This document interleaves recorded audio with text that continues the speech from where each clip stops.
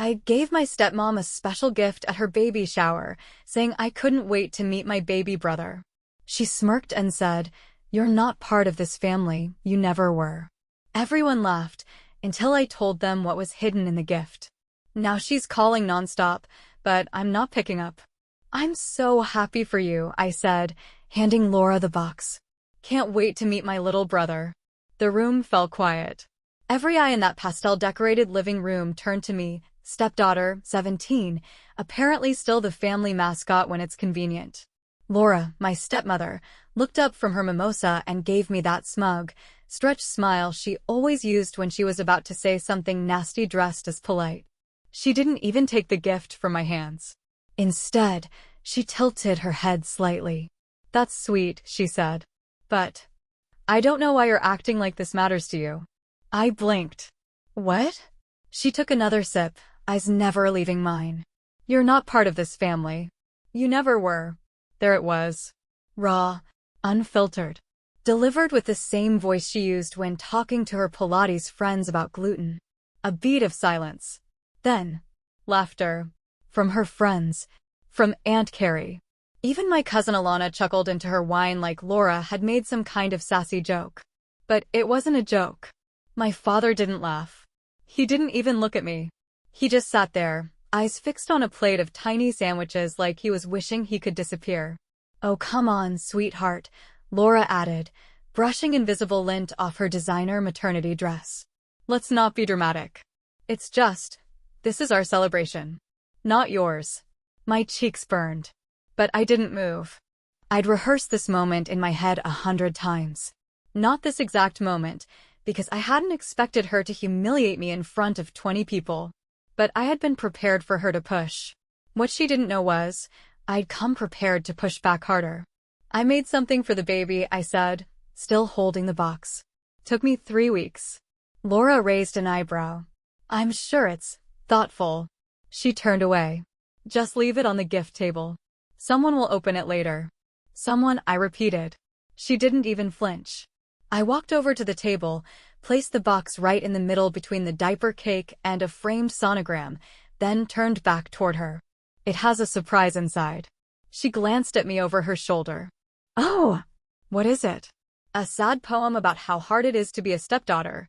More giggles from her friends. I smiled. "No," I said. "Just the truth." The temperature in the room dropped. "What truth?" she asked, laughing, but her voice shook ever so slightly. "Go on," I said. "Open it." Laura narrowed her eyes, but the smug was fading. She walked over slowly, peeled off the ribbon, and lifted the lid. At first, she didn't react. She pulled out the envelope, opened it, and then everything stopped. Her expression dropped. Like someone had yanked the mask off her face in front of everyone. Her hands trembled. "What is this?" she whispered. My father stood up suddenly. "Laura? What's wrong?" Laura swallowed. These aren't real. This isn't." Hospital records. Lab results. Dates. Timeline of appointments. I met her eyes. "And a paternity test. See the name?" My voice was flat even. Dead calm. Not my dad's name. Dead silence. No one moved. Not even the baby kicked, I swear. "Laura," my dad asked again, voice sharper. She didn't answer. I stepped toward the door.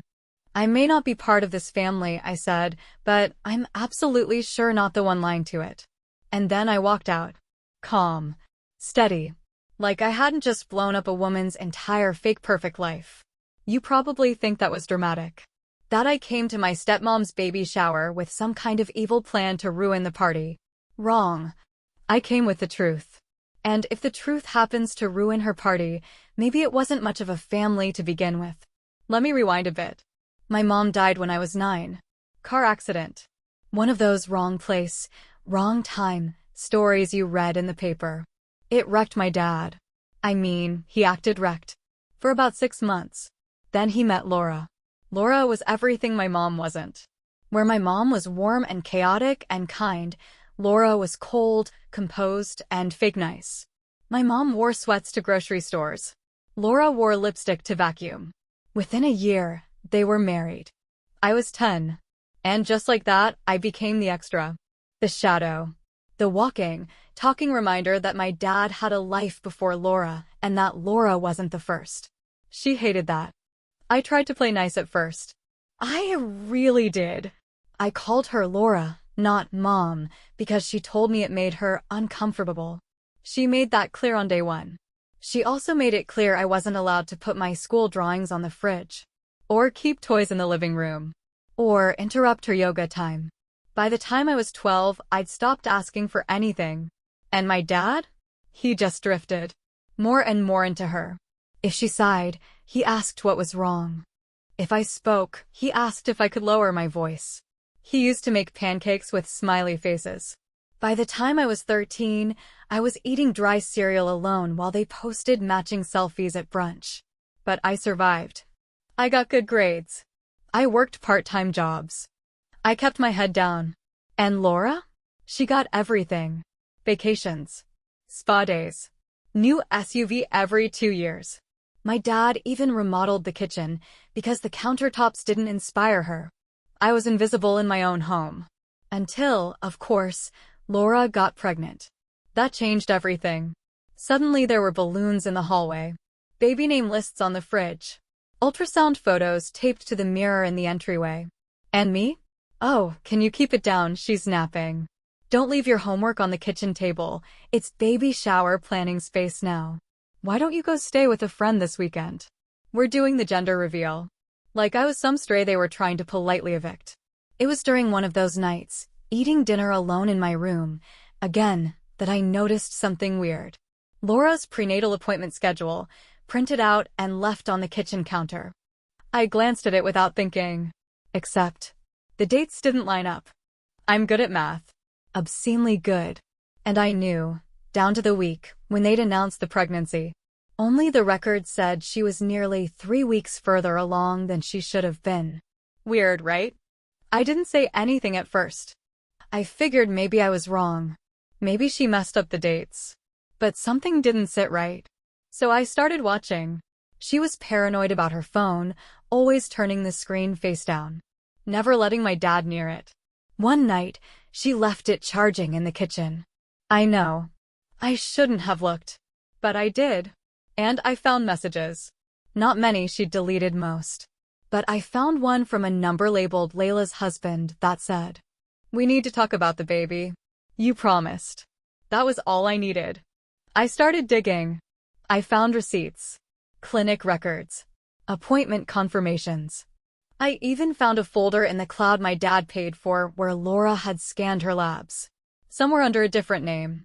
Some were dated before she even pretended to know she was pregnant. She was hiding everything. That's when I decided I wasn't going to be quiet anymore. Because I was tired. Tired of being erased. Tired of my father choosing her silence over my existence. Tired of pretending like this woman was anything close to family. So I printed everything. Made copies. Organized the evidence. And then I wrapped it. Tucked it between baby socks and a handmade scrapbook I spent actual hours on, because despite it all, I thought maybe, my baby brother deserved to know someone gave a damn. The week before the shower, I told my dad I'd be attending. His response?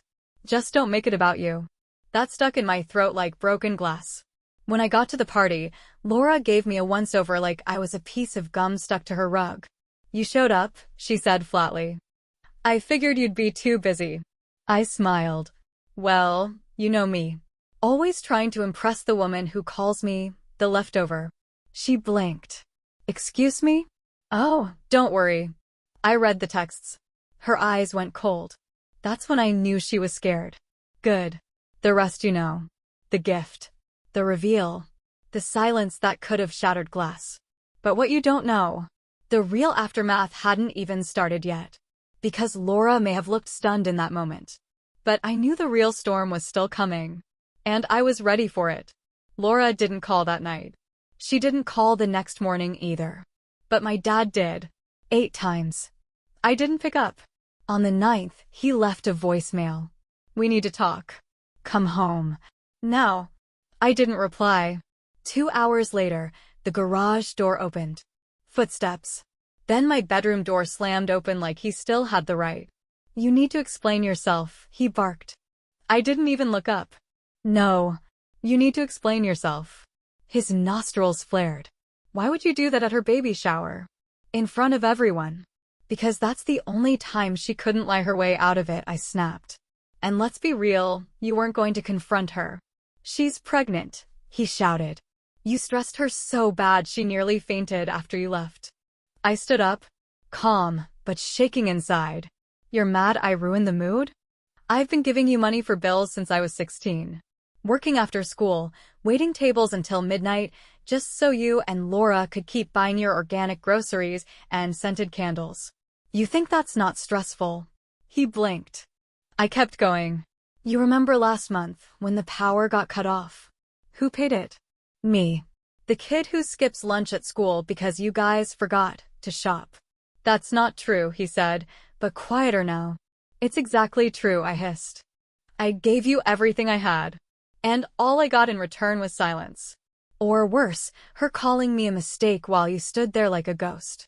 My dad looked stunned. Like he hadn't expected me to know how to punch back. And then Laura's voice came from the hall. Wow, she said. That was dramatic. She stepped in, arms folded over her belly, smug as ever. Always the victim, huh? I turned. Get out. She walked in closer.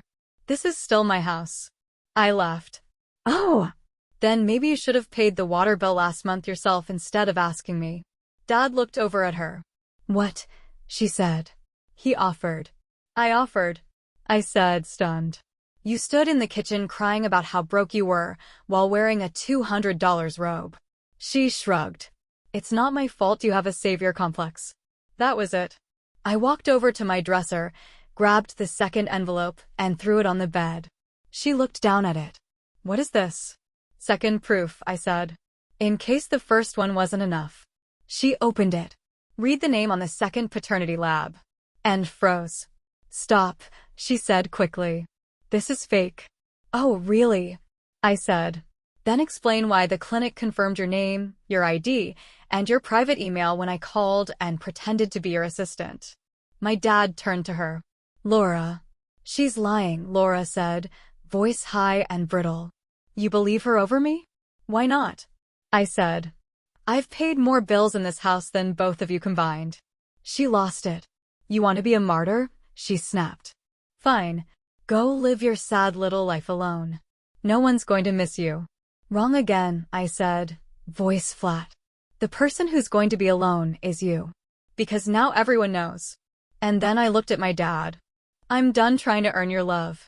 I gave you money. I gave you loyalty. And you gave me nothing.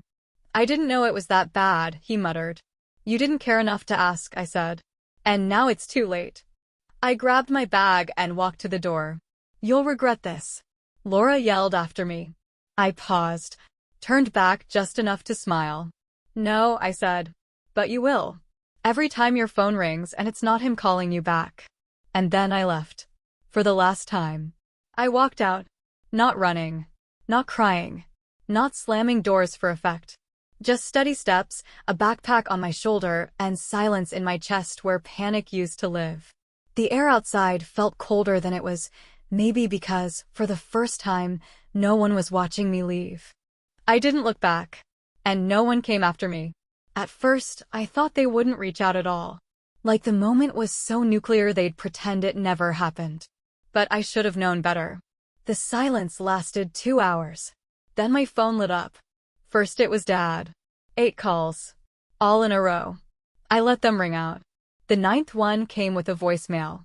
We need to talk. Come home. Now. Don't make this worse. I didn't respond. Then came Laura. Different number. No caller ID. Like she thought I'd block her. If you don't come back and fix this, your father might leave me. Do you want to destroy this family completely? No, Laura. I'm not destroying it. I'm just finally refusing to keep it alive with my blood. I was sitting on a bench outside a 7-Eleven, sipping on a warm Sprite and watching the screen blink again. It was funny in a way. For years I wanted them to care. To notice me. Now they couldn't stop reaching for me. And all I wanted was distance. That night I crashed on my friend Eli's couch. He didn't say much, just handed me a blanket and a key. Before going to bed, he turned back and said, "You know, you actually look calm. Like, you're finally breathing." I didn't realize until that moment that he was right. 2 days. That's how long it took. Then the next wave hit. Aunt Cheryl texted first. "We had no idea, honey." Everyone was stunned. "Laura's trying to twist the story. But your dad, he looks like he hasn't slept since." I didn't answer. I wasn't interested in being discussed behind closed doors like some reality show scandal. I wasn't the family's ugly truth they all whispered about after dessert. Not anymore. But the third day my phone rang again. Dad. I wasn't going to pick up. I really wasn't. But something in me, maybe the final sliver of that scared little kid still hoping for a real father, pressed answer. "Hey," I said, voice cold. "It's me," he replied, like I didn't already know. His voice sounded cracked, like he hadn't used it in a while. Or maybe like it had been through too many arguments. "Laura's gone," he said after a pause. Took a bag and went to her sister's. "She said it's just temporary." I stayed silent. "She says the test is fake. That you're trying to hurt us." But I looked over everything. What you showed. The clinic dates. The paternity lab. You didn't lie. "I know." He inhaled through his nose like he was bracing himself. "I didn't know about the money," he added. "She said a friend was helping us with bills. Groceries. Utilities." I let out a short, joyless laugh. "She cried on cue every time I asked why you two couldn't pay for your own electricity. And you bought it. Like always." I didn't want to believe she'd lie about something like that. "No," I said. "You didn't want to be uncomfortable. There's a difference." Another pause. "I haven't asked you for forgiveness yet." "And I wouldn't give it," I said calmly. He was quiet for a long time. "Why not?" I smiled bitterly. There it is, I thought. He still doesn't get it. Because forgiveness is the first step toward rebuilding a relationship. And I don't want a relationship. Not anymore. "But I'm your father," he said, desperation starting to leak through. "No. You're a man who watched his teenage daughter work night shifts, pay the water bill, and skip dinner to cover your mortgage while your wife called him a mistake to his face.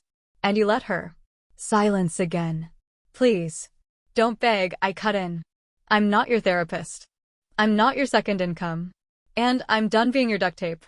Then I hung up. I wasn't broken. I was done. I moved into a tiny basement room I found through a guy at the diner. Mold on the wall. Shared bathroom. Weak Wi-Fi. It was perfect. I had a mattress on the floor. A microwave.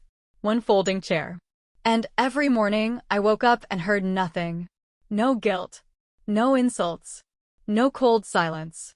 Just peace. And ramen. I picked up extra shifts at work. Saved every dollar I used to hand over to Dad like I was tithing to some cruel god.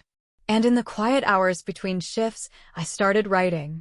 Just blog posts. Reddit threads. Tweets. Nothing fancy. But then I told my story. About the baby shower. The gift. The truth inside the box. It blew up. I gave my stepmom a baby gift. Inside was a paternity test. Now she's gone, my dad's unraveling, and I'm finally healing. Thousands of likes. Hundreds of comments. Legend. You did what most of us only dream about. You're not the black sheep. You're the white knight who walked away. But one message hit different. You don't know me, but I used to be friends with Laura. She did the same thing to another man. His daughter ended up in therapy. You escaped just in time. I didn't cry. Didn't scream. I just sat there, holding my phone, staring at that message like it was an X-ray of my soul. For the first time, I knew I hadn't been crazy. I hadn't been difficult. I'd just been targeted. And now? Now I was free. If anyone ever says to me, "But family is everything," I'll look them dead in the eye and say, then explain why mine handed me a bill and called it love. Because I was their wallet. Their scapegoat. Their proof that they weren't the problem. Until I refused to pay. Until I walked away. And now? Now they're the ones trying to rebuild what they burned. But I won't be coming back. Not this time. Not ever. Final update, the post that ended everything. 2 weeks later, I was sitting on my floor, legs crossed, microwave buzzing in the background. The room smelled like instant noodles and dust. In front of me, my phone. Open Reddit thread. Blank post. Title: I gave my stepmom a baby shower gift with a surprise inside. Now she's hiding, my dad won't stop calling, and I'm finally free. I stared at the screen. My fingers hovered over the keyboard. Then I started typing. I wrote it all. Every last detail. How she smiled in public and stabbed in private. How my dad let her erase me piece by piece. How I paid bills while they vacationed. How I waited tables while they judged me. And how I slipped truth into a baby box and blew apart their fake perfect image. I didn't censor anything. I didn't protect anyone. Because they never protected me. I hit post. And then I waited.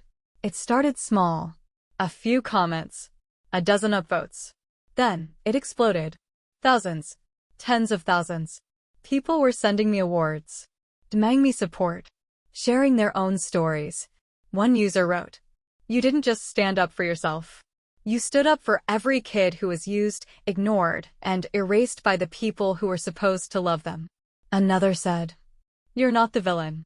You're the hero that survived the movie and burned the credits." And then, a woman DM'd me. "This may sound insane, but I think we have the same stepmom. Did she used to live in Arizona?" Turns out Laura had a history. Other men. Other daughters. Other lies. Same script. Same manipulation. My story went viral. People started reposting it on TikTok. Someone animated it into a YouTube video. A podcast reached out and asked if I'd talk anonymously. I said no. Not because I was afraid. Because I didn't need to say more. I'd already said everything. A few days later, Dad sent me one last message. "I read your post. I didn't realize you hated us that much." I didn't reply. Because it wasn't hate. It was truth. And truth doesn't knock before it enters. It breaks the door down without knocking. Sometimes people ask me, "Do you miss them?" No. I miss the idea of a family. Not the people who weaponized it. I don't miss holding my breath when I came home.